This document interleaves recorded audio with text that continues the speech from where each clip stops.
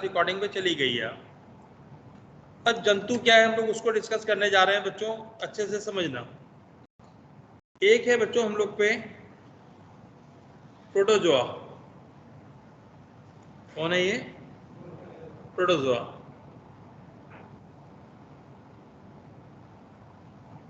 इनमें कैरेक्टर कैसा है?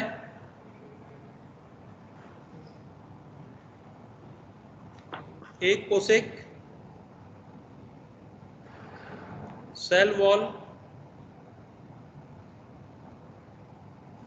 अनुपस्थित, कोशिका भित्ति नहीं होती है। जंतु सम भोजन, होलोजोइक मोड ऑफ न्यूट्रिशन। एक कोशिकीय है, कोशिका भित्ति अनुपस्थित है तथा जंतु सम भोजन करते हैं। अभी इसको एक्सप्लेन करूंगा। यूकैरियोटिक सेल होती है। यह है एक कोशिकीय सेल वॉल विहीन जंतु सम भोजन वाले यूकैरियोटिक कोशिका से निर्मित। उदाहरण अमीबा, यूग्लिना, पैरामीशियम। यूग्लिना हटा दो, यूग्लिना मिक्सोटॉपिक है। पैरामीशियम।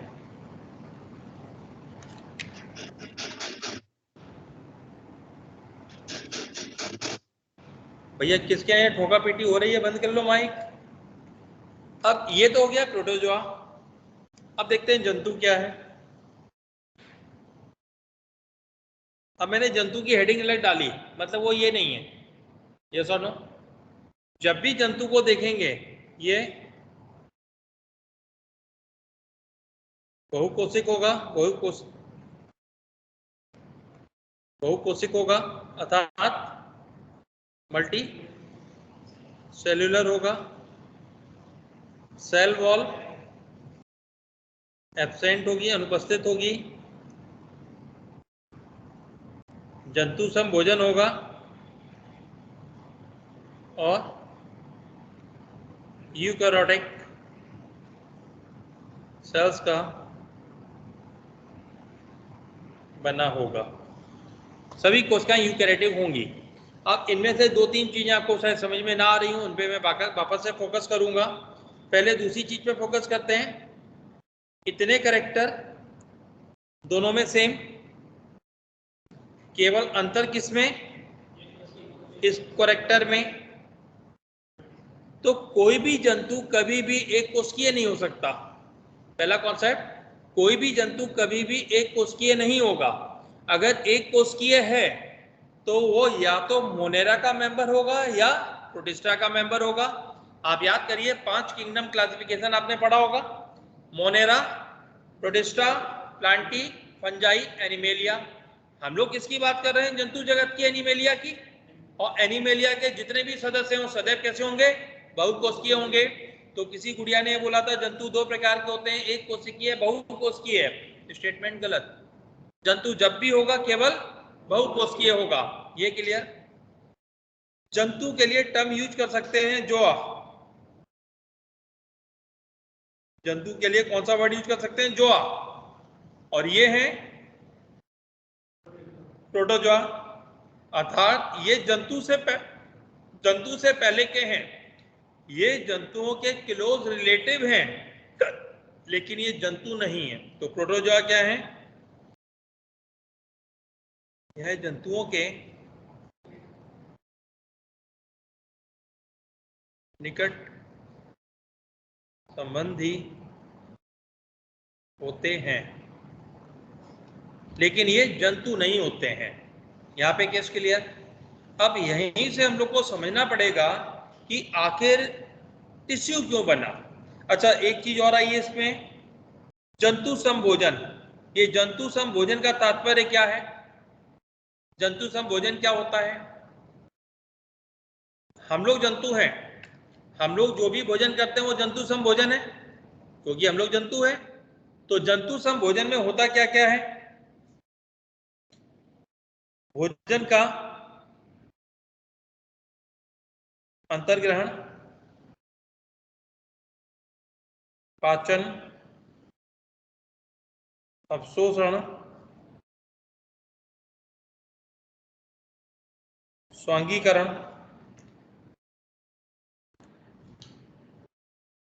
वह जो भोजन पचा नहीं उसको क्या करेंगे? शरीर से निष्कासित करेंगे, वही क्षेपण। ये 5 चीजें होंगी तो टाइप ऑफ न्यूट्रिशन बोला जाएगा होलोजोइक। होलो मतलब कंप्लीटली, जोइक मतलब जंतु जैसा। होलो मतलब कंप्लीटली, जोइक मतलब जंतु जैसा। तो इनमें 5 स्टेप होने जरूरी हैं। भोजन का अंतर्ग्रहण, पाचन, अवशोषण, उसके बाद उसका एसिमिलेशन दैट इज स्वांगीकरण, उसके बाद जो आपका पचा नहीं उसका बहिक्षेपण। ये क्रिया क्लियर। फिर एक टर्म आया यूकैरियोटिक सेल। यूकैरियोटिक कोशिका से आप लोग परिचित हैं? यूकैरियोटिक कोशिका क्या होती है? ऐसी सेल्स जिनमें झिल्ली से बंधित केंद्रक पाया जाता है। जी बेटा, वास्तविक केंद्रक होता है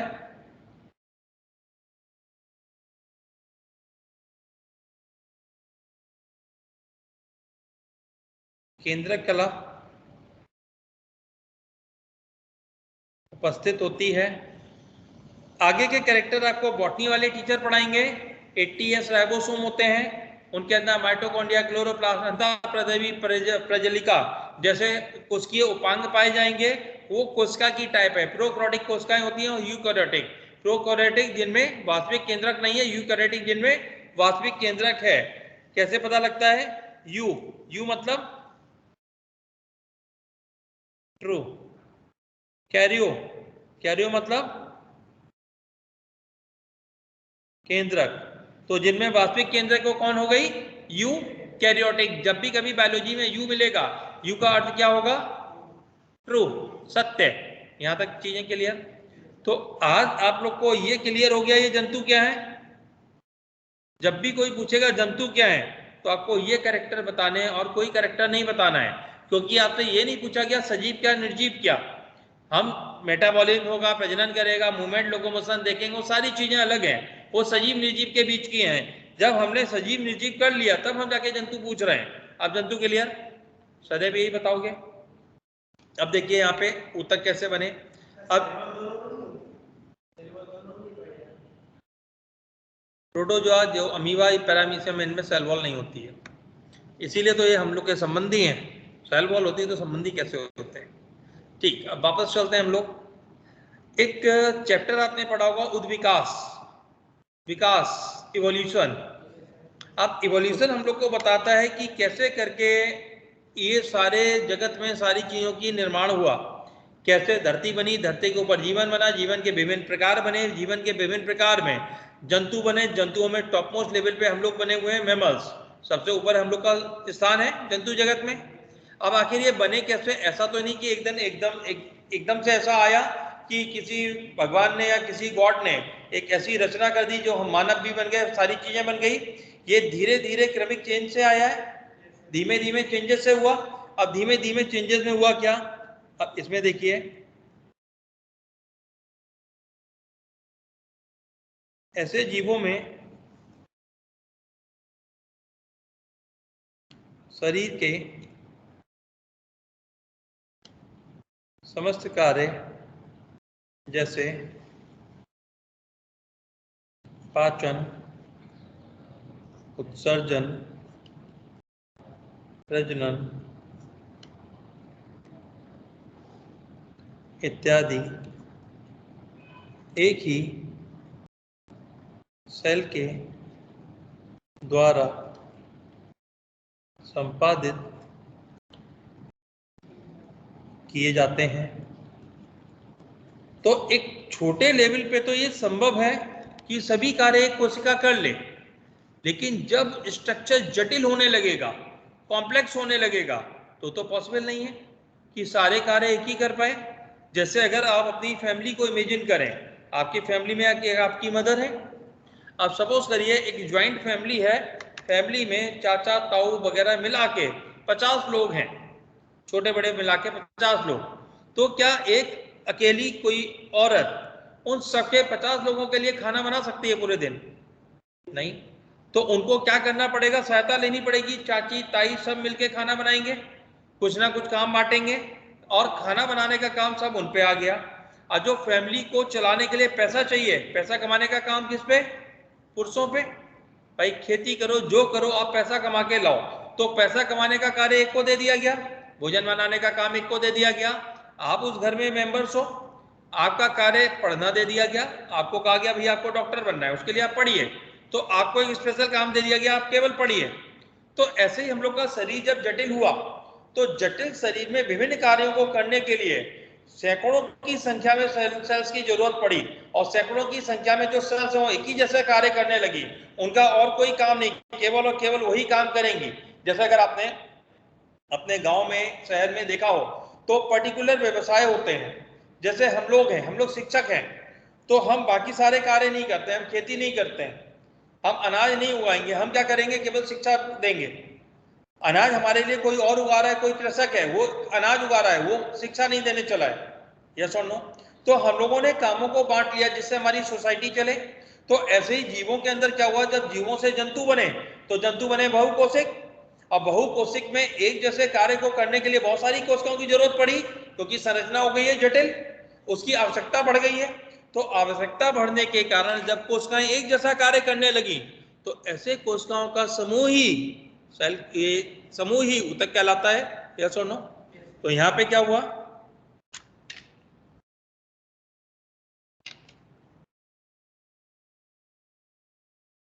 जटिल जंतुओं में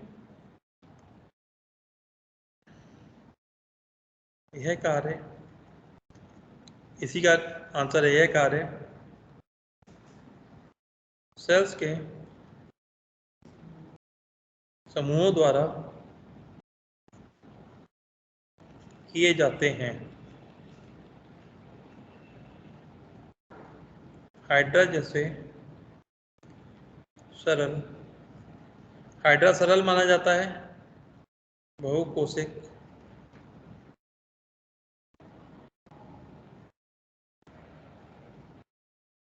जंतुओं में किसी विशिष्ट कार्य को करने के लिए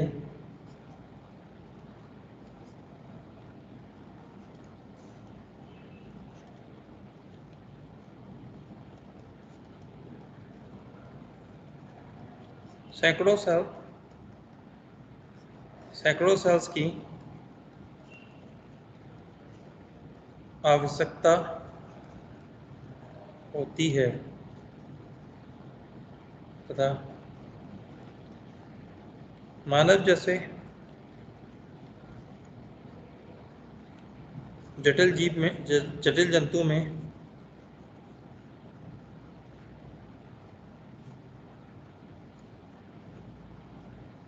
इन सेल्स की संख्या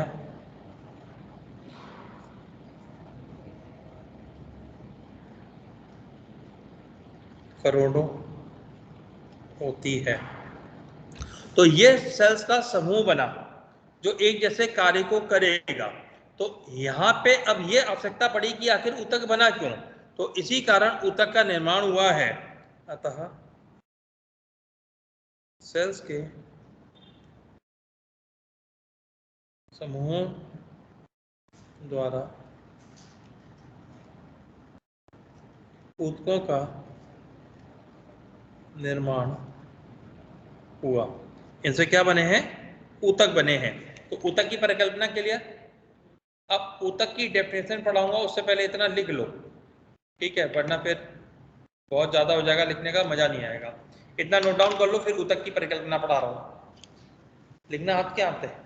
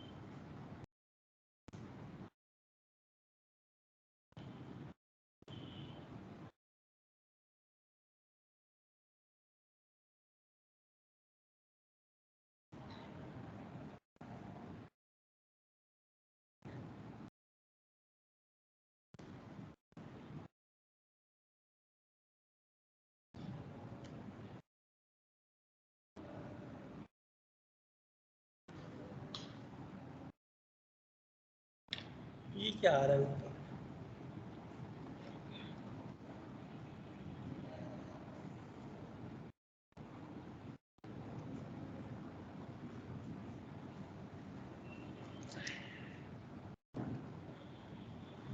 क्या हुआ दोस्त?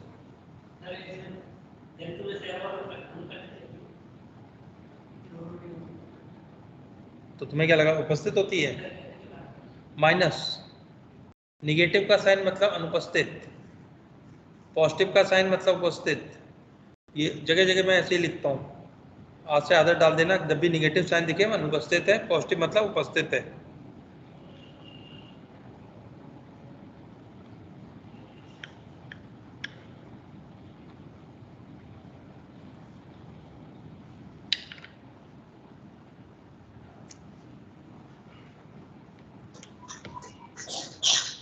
बेटा आप लोग भी नोट कर रहे हैं ना?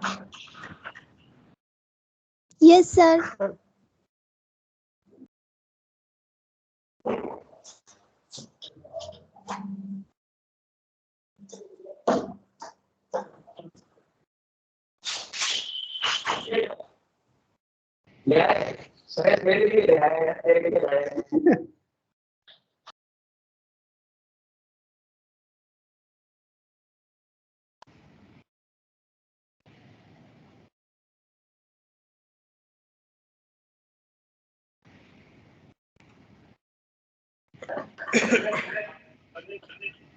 बेटा ये माइक बंद कर लोगे?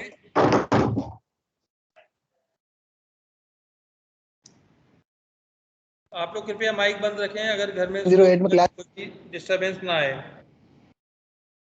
सर। बेटा हेलो। हेलो। अरे सर RM08 में आपकी क्लास है क्या? मेरी क्लास हो चुकी है भाई। हेलो। हेलो। नहीं सर, आप पढ़ाते हो क्या RM08 में ऑफलाइन? हेलो। हाँ, क्या अच्छा हुआ? सर ठीक है। अरे सर ज्वाइन करना है मेरे को ऑफलाइन। तो RM10 RM8 दोनों ही मेरा है, ठीक है। बार बार ठीक है बात नहीं आ रहा है, क्या ड्रामा हो रहा है सर। इसका? तुम्हारा नाम क्या है? मेरा नाम हाँ, सुरेश परिहार। सुरेश, ठीक है। हाँ सर, RM06 में ऐड हूँ सर मैं। RM06 में हो तुम? हाँ सर। अच्छा। और थोड़ी समझ में नहीं आ रही थी उसमें जूलॉजी, इसलिए सर। कोई नहीं, आप चेंज करा लीजिएगा, ठीक है। हाँ सर वही तो कंप्लीट हो गया। बेटा इधर भी बच्चे लिख रहे हैं, उनको भी देखना है, ठीक है।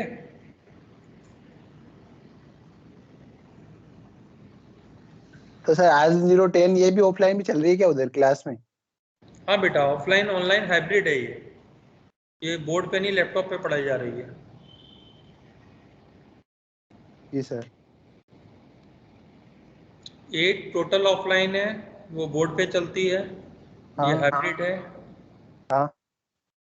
बता दिया दोनों का अलग अलग, ठीक है। 8 पूरी चौक से पढ़ाई जी जाती सर। हम्म। है। हो गया बच्चों?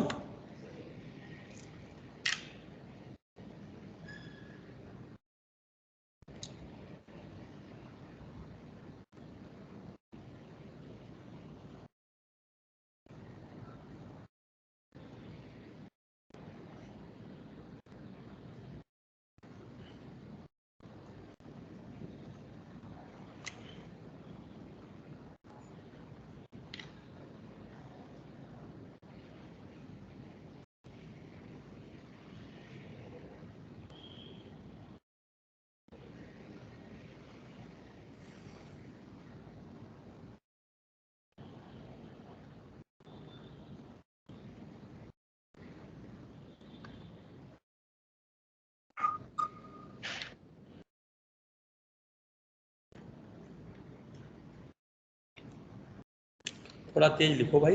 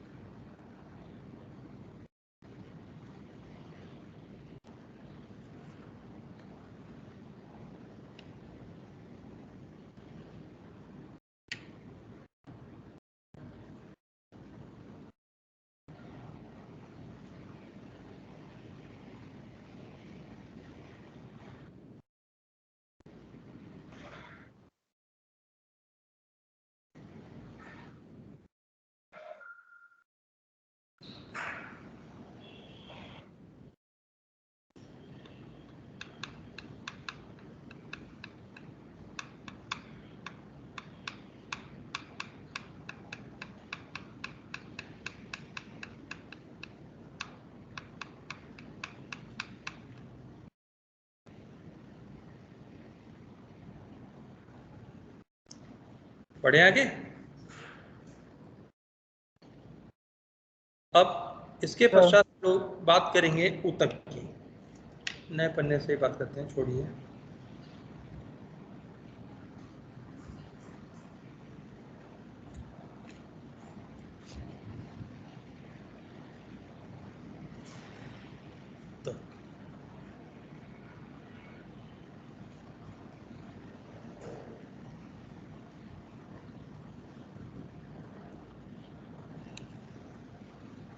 कोशिकाओं का समूह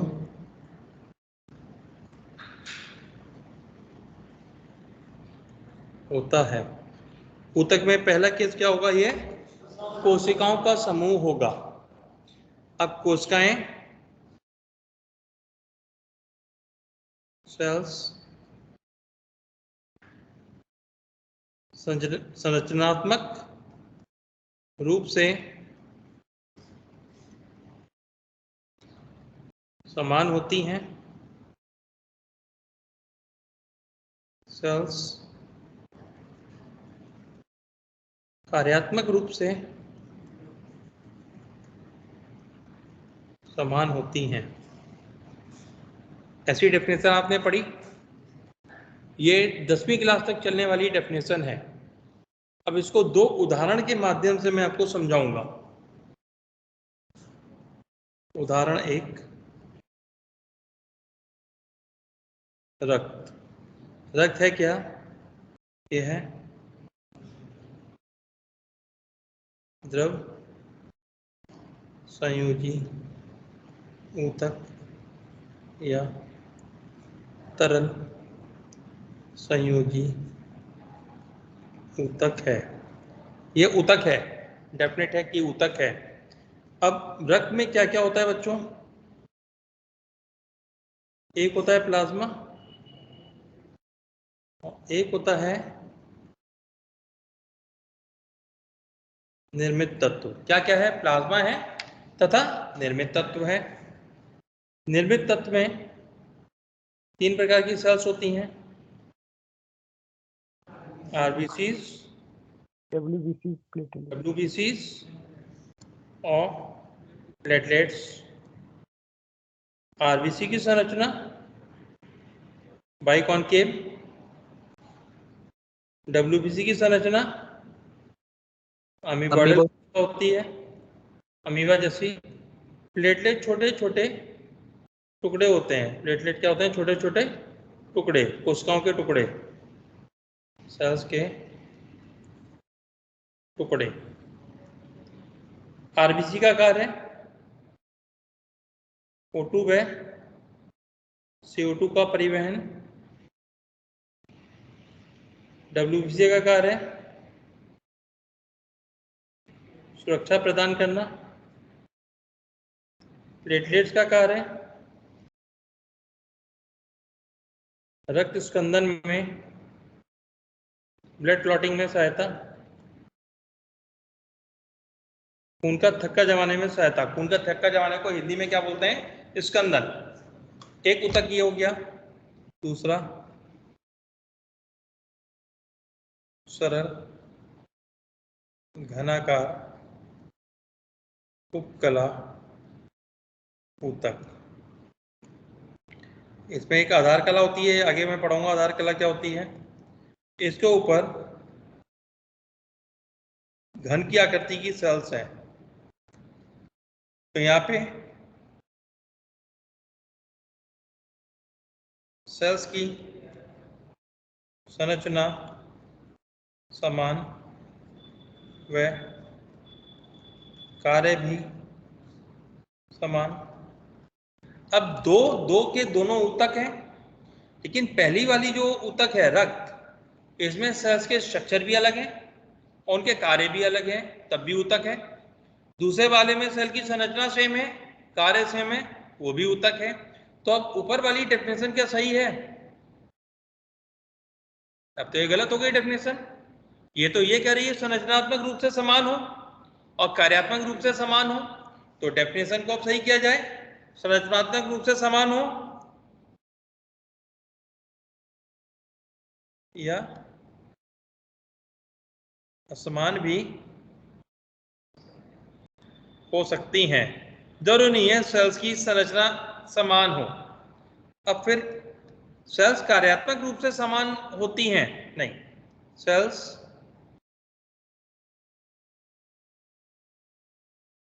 किसी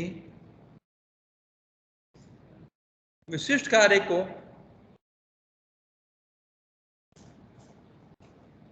संपादित करती हैं। अब यहाँ पे स्पेसिफिक फंक्शन आ गया, विशिष्ट कार्य आ गया, तो ये पूरा कार्य विशिष्ट है। परिवहन, परिसंचरण, रक्त किसके लिए होता है? परिसंचरण के लिए, भाई पदार्थों के इधर से उधर आदान प्रदान के लिए। तो ये CO2 O2 का परिवहन कर रही है, ये सुरक्षा प्रदान करने वाले पार्टिकल्स का परिवहन कर रही है, और ये स्कंदन कारक का परिवहन कर रही है, क्लॉटिंग फैक्टर्स का। इधर ये तो समान है ही, तो ये विशिष्ट कार्य क्यों कर रही है दोनों ही? अभी definition clear. Third point, cells की उत्पत्ति समान हो। अब सेल्स की उत्पत्ति का तात्पर्य क्या होता है? हम लोग के शरीर में जब हम लोग का निर्माण हुआ तो केवल 3 जर्म लेयर बनती हैं, basic 3 germ layer, ectoderm, endoderm, mesoderm. सुना है? एक्टोडर्म, एंडोडर्म, मेसोडर्म, यही 3 जर्म लेयर बनती है। हम लोग का पूरा शरीर इसी से निर्मित है, तो इन्हीं में से किसी से बनी होनी चाहिए, एक से ही बनेगी। सारी कोशिकाएं या तो मेसोडर्मल होंगी, या एक्टोडर्मल, या आपकी एंडोडर्मल। कहीं कहीं कुछ एक्सेप्शन है, उसको अलग से लेके चलेंगे, लेकिन normally most of the case 99% cells की उत्पत्ति सदैव क्या होगी? समान होगी। अब ये दोनों चीजें क्लियर। अब यहाँ पे एक डिफरेंस है, क्या इस प्लाज्मा के बिना यह कार्य संभव है? अगर प्लाज्मा हटा दो तो आरबीसी कोई भी कार्य कर पाएगी? नहीं। इधर इनके बीच में भी अंतर कोशिकीय पदार्थ है, इनके बीच में भी क्या होती है? अंतर कोशिक पदार्थ उपस्थित। तो अंतर कोशिक पदार्थ के बिना ये कार्य नहीं कर सकती। तो अब कोशिकाओं का समूह होता है जो अंतर कोशिक पदार्थ सहित ऊतक का निर्माण करता है, जिसमें निम्न विशेषताएं होती हैं। अब डेफिनेशन क्लियर हुई। अब ये ऊतक की ऊपर वाली डेफिनेशन परफेक्ट डेफिनेशन है। कोशिकाओं का समूह अंतर कोशिकीय पदार्थ सहित एक विशिष्ट कार्य को संपादित करने के लिए विशिष्टीकृत होता है, ऐसी कोशिकाओं के समूह को ऊतक कहा जाता है। अब ऊतक क्लियर आपको? बेसिक क्लियर ऊतक का। अब अगर हम किसी भी एनिमल की बात करें, जितने भी एनिमल्स हैं, यहाँ पे थोड़ा सा डिफरेंस है, सभी एनिमल्स में टिश्यू नहीं होते हैं। आपके जो पॉलीफेरा नामक एनिमल हैं, जो सबसे पहले एनिमल माने गए हैं, उनमें ऊतक नहीं है। उसके सिवा सभी जंतुओं में ऊतक है। तो अगर जंतु देखें तो 99% से ज्यादा में ऊतक है, 1% किसमें नहीं है? पॉलीफेरा में नहीं है। ऊतक सर्वप्रथम कहाँ बने? सिलेंट्रेटा में बने। तो जब भी ऊतक की बात होगी, केवल 4 ही प्रकार के ऊतक होंगे। ऊतक कितने प्रकार के होंगे? 4 प्रकार के। तो सभी जंतुओं में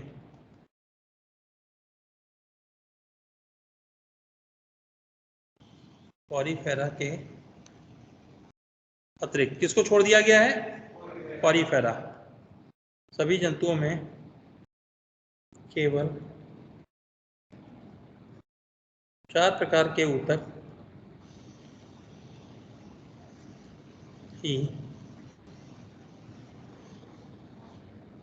उपस्थित होते हैं। यह निम्न है।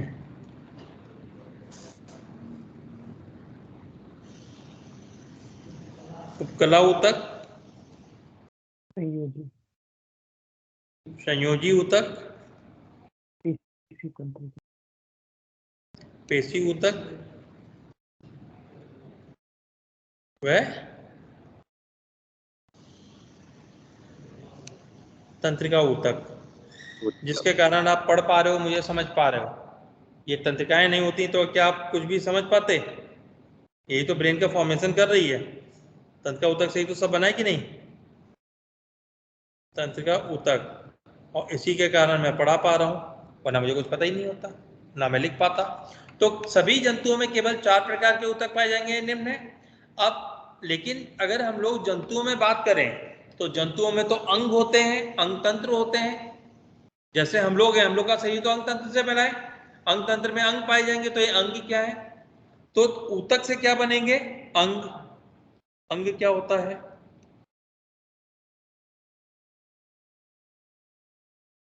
यह चारों ऊतक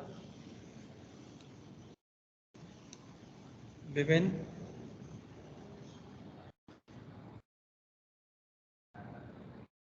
अनुपात में तथा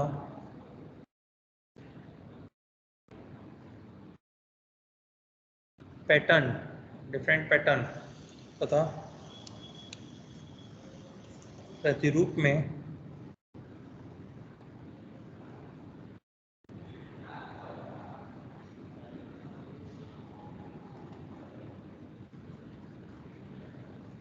उपस्थित होकर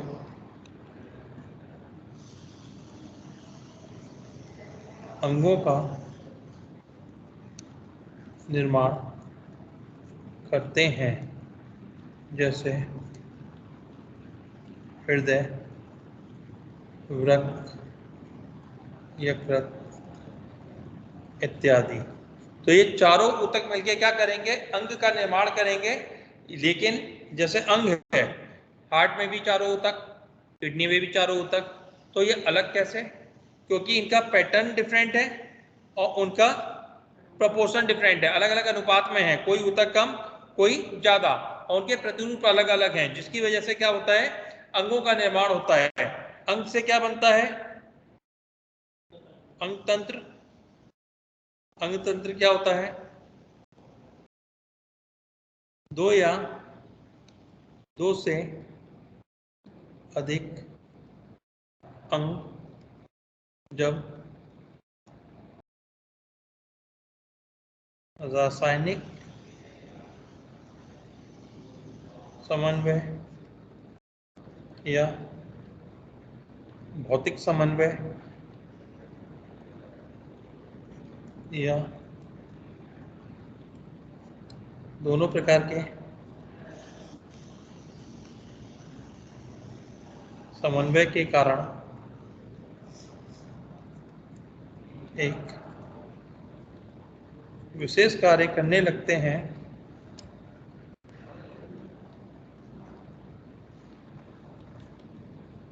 तब यह अंग तंत्र कहलाते हैं। ये क्या है? दो या दो से ज्यादा अंग एक दूसरे के संग भौतिक समन्वय। भौतिक समन्वय का तात्पर्य क्या है?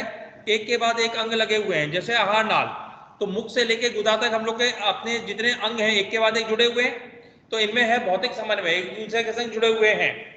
या रासायनिक समन्वय। रासायनिक समन्वय क्या? रासायनिक समन्वय हार्मोन के माध्यम से, उसके माध्यम से क्या कर रहे हैं हम लोग? कार्यों को नियंत्रित कर रहे हैं।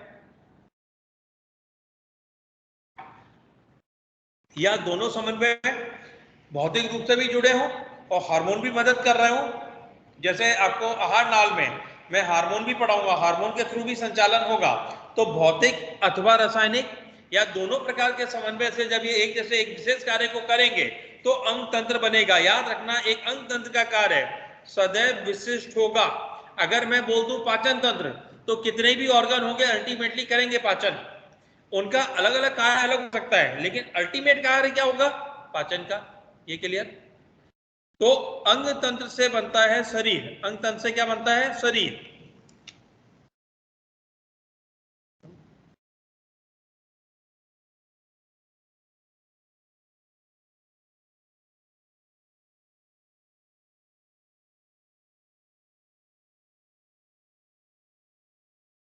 अंग तंत्र में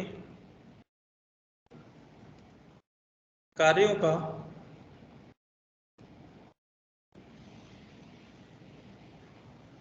बंटवारा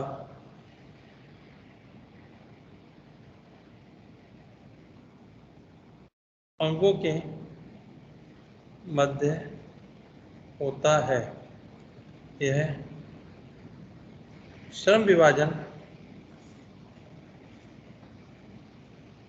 कहलाता है। इसको क्या बोलते हैं?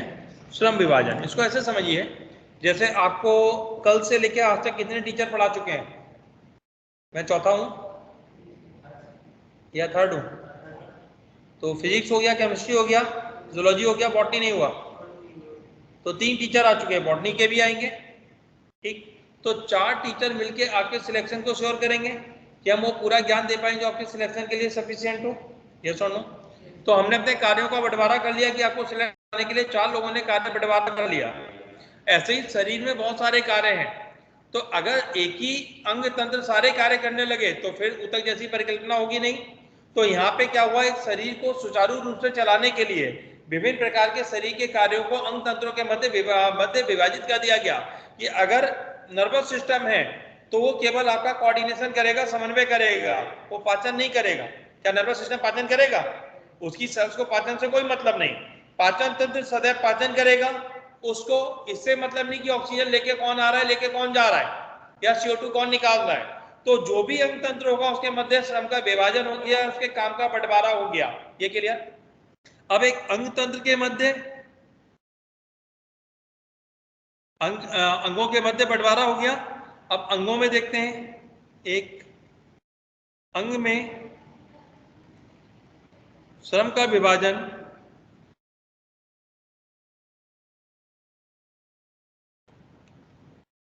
ऊतक स्तर पर होता है।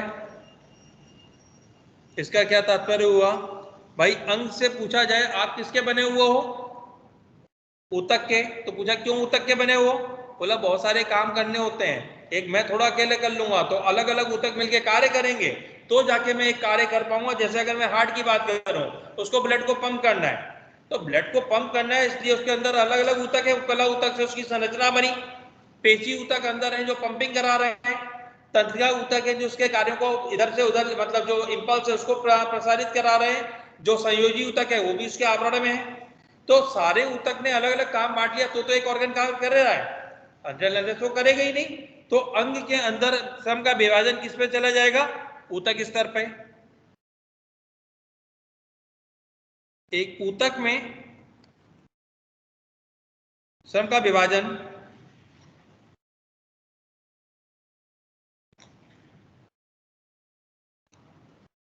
सेल्स के स्तर पे होता है। यस और नो? जैसे हम लोगों ने ब्लड का एग्जाम्पल लिया, ब्लड को ट्रांसपोर्ट कराना है। अब ट्रांसपोर्टेशन में भी तो बहुत सारी चीजें हैं भाई। CO2 O2 का परिवहन केवल आपकी RBC कराएगी, WBC तो नहीं कराने लगेगी। या सुरक्षा देने का काम है वो RBC नहीं देगी, वो WBC देगी। तो उन्होंने अपने कामों को किसमें बांट लिया है? कोशिकाओं के मध्य बांट लिया। अब अगर कोशिकाओं में पूछा जाए तो ये श्रम का विभाजन कोशिकांगों पे है। अगर बात की जाए ऊर्जा बनाने की, तो ऊर्जा केवल कौन बनाएगी? माइटोकॉन्ड्रिया, और तो नहीं बनाएंगे ना ऊर्जा। अगर भोजन बनाने की बात की जाए प्लांट सेल में, तो क्लोरोप्लास्ट बनाएगा, माइटोकॉन्ड्रिया भोजन थोड़ा बनाएगी। यस और नो? तो इनका भी विभाजन आगे चलेगा, लेकिन आगे के विभाजन से हम लोग को कुछ नहीं मतलब। तो जब ये अंगों के मध्य, अंग तंत्रों के मध्य जब श्रम का विभाजन हुआ, तब जाके एक जंतु, एक जटिल जंतु का शरीर सुचारू रूप से चल पाता है। अगर हम लोग का कोई भी अंग तंत्र कार्य करना बंद कर दे तो हम लोग की मृत्यु हो जाएगी। जैसे कोरोना के केस में क्या हुआ? श्वसन तंत्र ठप पड़ गया, और श्वसन तंत्र केवल एक चीज गायब और पूरा शरीर ठप, मृत्यु हो गई।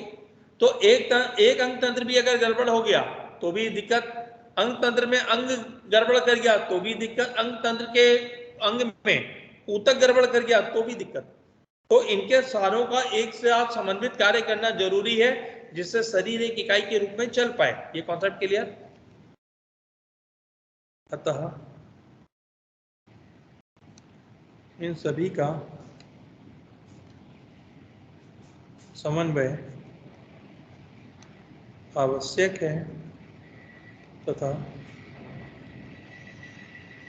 इसी के कारण शरीर एक इकाई की तरह कार्य कर पाता है। तो बच्चों आज जो हम लोगों ने लेक्चर कंप्लीट किया है, ये एनसीईआरटी का पहला पैराग्राफ कंप्लीट हुआ है। कल से आप लोग एनसीईआरटी कंपलसरी लाएंगे, फिर मैं एनसीईआरटी भी आपको क्लास में पढ़ाऊंगा। ठीक, कोशिश करिए अंग्रेजी की एनसीईआरटी लाइए। अंग्रेजी की अगर करना स्टार्ट कर लेंगे, क्योंकि हिंदी की एनसीईआरटी में गड़बड़ी है, जगह जगह गलतियां दी हुई हैं। अगर आपको गलतियां याद रह गई तो आपका नीट का पेपर खराब हो जाएगा। तो कोशिश कर सकते हैं क्या इंग्लिश एनसीईआरटी की? हिम्मत बन रही है? नहीं? अरे मैं हूं तो जिंदा पढ़ाने के लिए भाई, हेल्प मैं तो कर रहा हूं ना, मैं कब मना कर रहा हूं। आप 100 दफे पूछना मुझसे, एक दिन तो अंग्रेजी पढ़ोगे कब मुंडी हिलनी ऐसी बंद होगी। अब यहां से सपोज करो सिलेक्ट होकर मेडिकल कॉलेज पहुंच गए, वहां ऑप्शन देंगे क्या? देन मर जाओगे वहां कोई हेल्प भी नहीं करेगा, कोई प्रोफेसर नहीं बताएगा कि इसका हिंदी अनुवाद में कर दूंगा, अभी मैं आपको करके दूंगा। तो आपको मुसीबत से निकालना भी तो मेरे ही काम है। कल ट्राई करेंगे। करना क्या है, मोबाइल में सर उसे पढ़ने में बहुत जी बेटा, सर उसे पढ़ने में बहुत ज्यादा प्रॉब्लम होगी ना? तो बेटा प्रॉब्लम एक दिन तो लेनी पड़ेगी।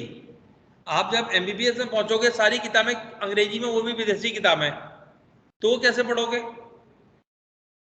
मैं वही तो समझा रहा हूं आपको। वहां पे कौन हेल्प करेगा? क्या पॉसिबल है कोई हेल्प करे? मेडिकल कॉलेज के प्रोफेसर हेल्प नहीं करते हैं। मैं आपको उतना ज्ञान देता चलूंगा कि आप चीजों को समझने योग्य हो जाओ। और मेरा कुछ नहीं जा रहा है, मेरा कोई लोभ नहीं है। मेरे हिंदी एनसीईआरटी भी इसी लैपटॉप में है, मैं हिंदी पढ़ा दूंगा।